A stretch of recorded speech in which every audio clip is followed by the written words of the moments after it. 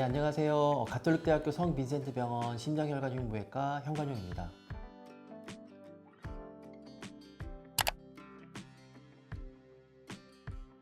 오목가슴은 선천성 질환으로 가슴의 가운데가 이제 오목하게 함몰되는 그런 걸 말하는데, 오목가슴에 이제 가운데 부분이 들어가게 되면은 심장하고 폐가 이제 눌리게 돼서 심장과 폐의 기능이 좀 떨어지게 되겠죠. 가만히 있거나 안정시에는 괜찮은데, 우리가 운동을 할 때 심장이 더 빨리 뛰어야 되고 더 많은 피를 뿜어줘야 되는데 심장이 제대로 기능을 잘 못하게 돼서 운동할 때 남들보다 체력이 좀 떨어지고 기록이 안 나오게 되고 이런 경우가 생기게 되죠. 특히 어릴 때는 우리가 감기에 자주 걸리고 또래 애들보다 키나 체중이 좀 덜 나가는 경우가 꽤 많게 됩니다.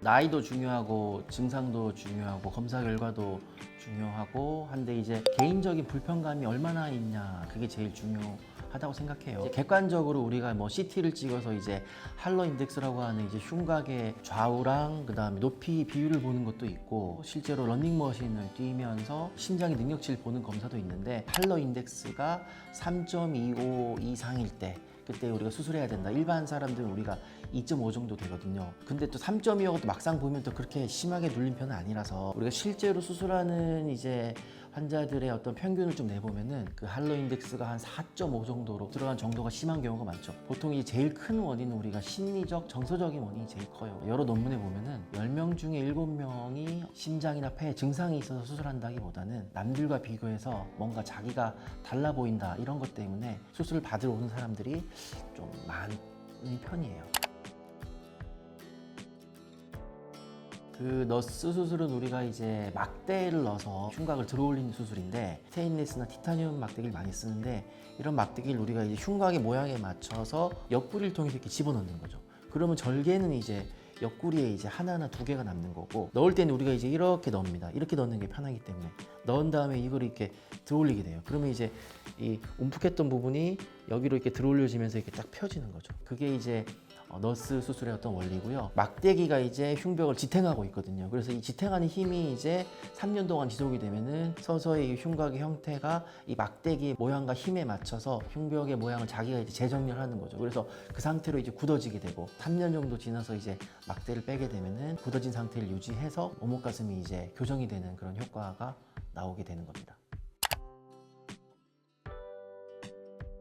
복합기형이라고 하는 건 오목가슴이 들어간 부분도 있고 튀어나온 부분도 있고, 동시에 새가슴과 오목가슴이 복합적으로 있는 경우인데, 오목가슴이 형태학적으로 이렇게 분류를 해보면은 대칭인 형태도 있고 편편하게 이제 들어간 경우도 있고, 아니면은 굉장히 비대칭으로 계곡처럼 이렇게 깊게 들어간 경우도 있고, 한쪽은 들어가고 한쪽은 나오는 불균형 함몰도 있는데, 우리가 이런 경우에는 지형의 어떤 모양을 이용해서 막대기를 거기에 맞춰서 이렇게 구부려 줌으로써 더 들어간 부분은 더 많이 구부려서 올려주고, 덜 들어간 부분은 조금 덜 구부려서 많이 들어간 부분은 많이 튀어나오게, 덜 들어간 부분은 덜 들어가게, 거기에 맞춰서 막대기를 다시 수정을 해요. 그래서 막대기를 넣었다 뺐다 하는 과정을 보통 복합기형이고 비대칭기형이고 이럴 때는 적게는 두세 번, 많게는 막 4번, 5번까지 막대의 모양을 계속 좀 교정을 합니다. 막대의 모양을 최대한 교정을 해도 안 되는 경우에는 추가적으로 막대기나 이제 실을 넣어서 이제 교정을 좀 하죠.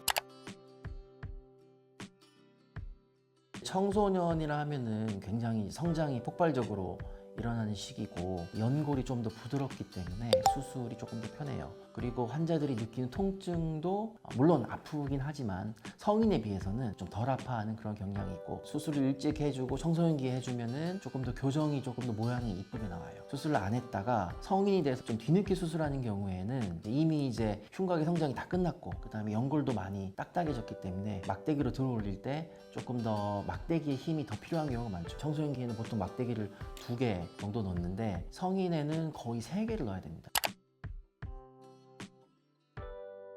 수술 초반에 이제 2, 3일 동안이 제일 아프거든요. 갈비뼈가 부러졌을 때 통증이랑 좀 비슷해요. 통증이 굉장히 심하게 되는데, 그런 통증을 이제 우리가 효과적으로 제어하기 위해서 늑간신경을 차단하는 늑간신경 차단술을 보통 많이 하고요. 무통주사라고 잘 알려져 있는 정맥내 지속 자가 통증 조절법, 이것도 써서 우리가 조절을 하게 되고, 또 피부에 심는 무통주사 같은 것도 있어요. 가느다란 관을 통해서 수술 부위에 직접 이제 그 마취약이 들어가게 만들어주는 거거든요. 그러면은 자동적으로 조절하지 않아도 일정한 속도로 일정량의 어떤 마취약이 피부 밑으로 들어가서 이제 국소 마취 효과가 있는 거죠.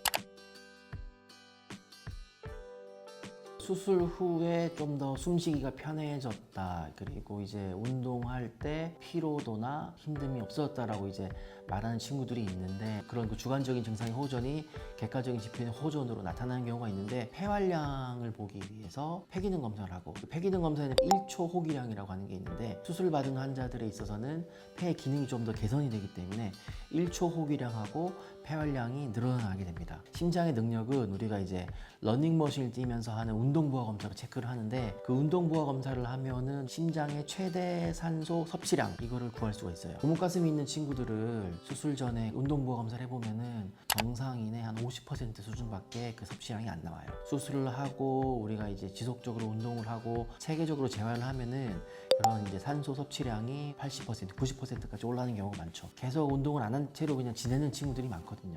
그럴 때 이제 우리가 운동부하 검사를 해보면은 심장의 능력이 똑같아요. 그냥 50%, 50몇 퍼센트 계속 똑같아서 이제 정상인에 비해서 많이 떨어지니까 더 열심히 운동해야 된다 이렇게 말하면은 이제 또 운동의 어떤 필요성을 더 느끼게 되거든요. 그렇게 해서 운동을 열심히 했을 때 심장의 어떤 객관적인 수치가 증가하는 거지, 이게 단순히 뭐 심장의 눌림이 해소된다고 해서 자동적으로 이렇게 늘어나지는 않아요.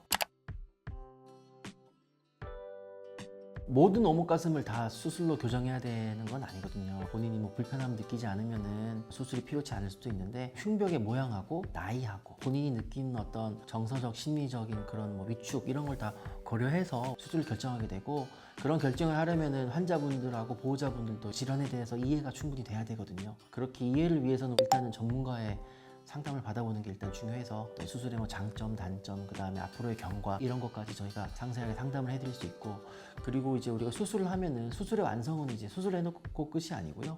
수술의 완성은 우리가 이제 기능의 회복이거든요. 기능의 회복을 위해서 얼마나 이제 노력을 하느냐, 그리고 얼마나 그거를 객관적인 수치로 이제 표현을 해서 환자분들에게 다시 리마인드를 시켜 드리느냐, 이게 중요하다고 생각을 해서 그걸 말씀드리고 싶어요.